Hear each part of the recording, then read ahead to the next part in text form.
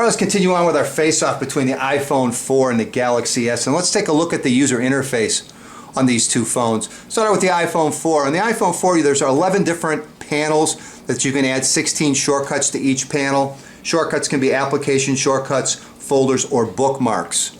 On the Samsung Galaxy S, you have 7 different panels that you can add shortcuts to, either application shortcuts, folders, bookmarks, contact information, as well as widgets. A widget is simply an application shortcut that provides information without having to actually open up the application itself. You also have the application menu on the Samsung Galaxy S, which looks very similar to the main screen on the iPhone 4. Both of the phones multitask. Pushing down the home key twice on the iPhone 4 will bring up the task manager here along the bottom of the screen. Obviously, tapping on one of those applications will open it. On the Samsung Galaxy S, it's a matter of holding down the home key and it'll bring up the task manager showing the last 6 applications you've been working with.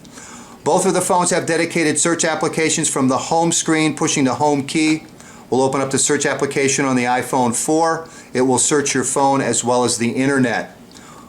Holding down the main menu key on the Samsung Galaxy S will open up the search application. You can search either via typing in text on the on-screen keyboard or via voice.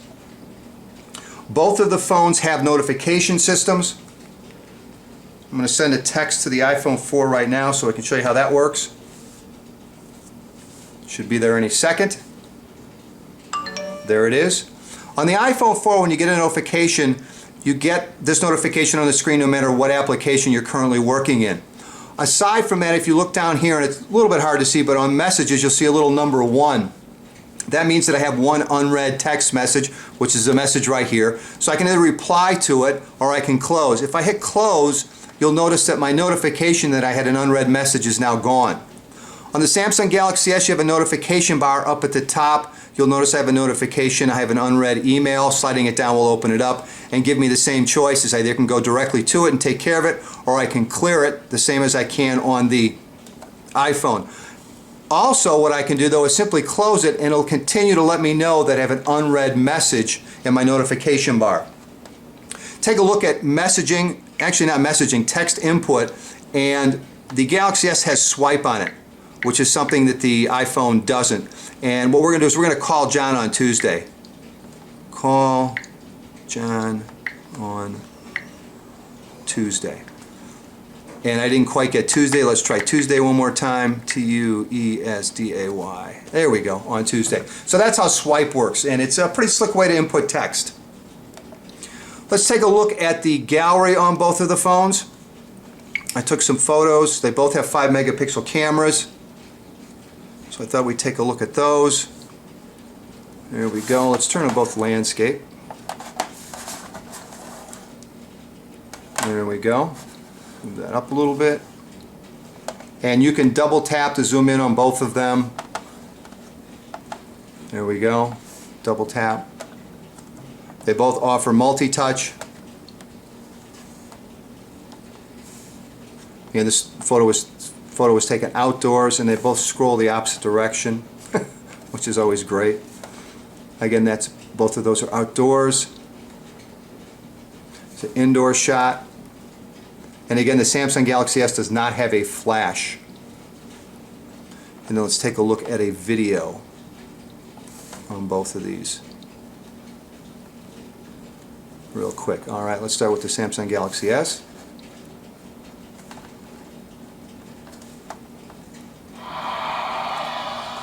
And again, they both shoot 720p at 30 frames per second.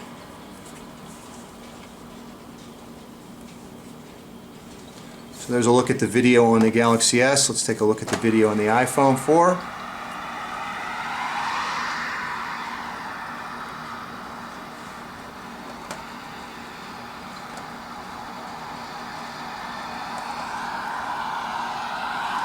So that gives you a little idea of the camera and video camera as well as the gallery. Let's do a little navigating. I've downloaded the AT&T navigation on the iPhone 4 because it doesn't come with any. And go. Navigate to Starbucks.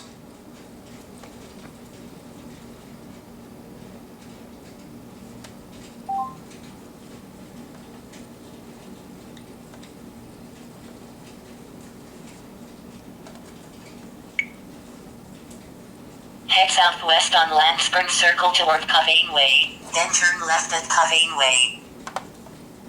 New route.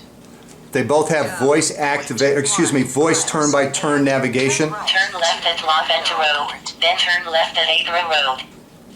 And I think you get the gist of that. The one advantage of the, I don't know if it's an advantage, the one difference, let me put it that way, of the Galaxy S is it has, you can do the navigate to via voice as opposed to having to type in a search.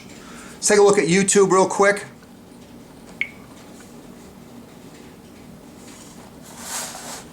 And let me find something that's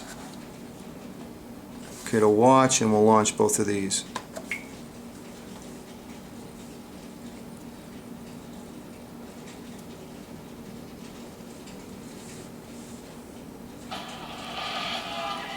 Tell me once again why I got on this roof. I chalked that up to bad life choices. Yeah, they're both hooked up to the same Wi-Fi connection. Both of them have the displays turned up as bright as they'll go. Fights crime like these guys. Somebody call 911. Holy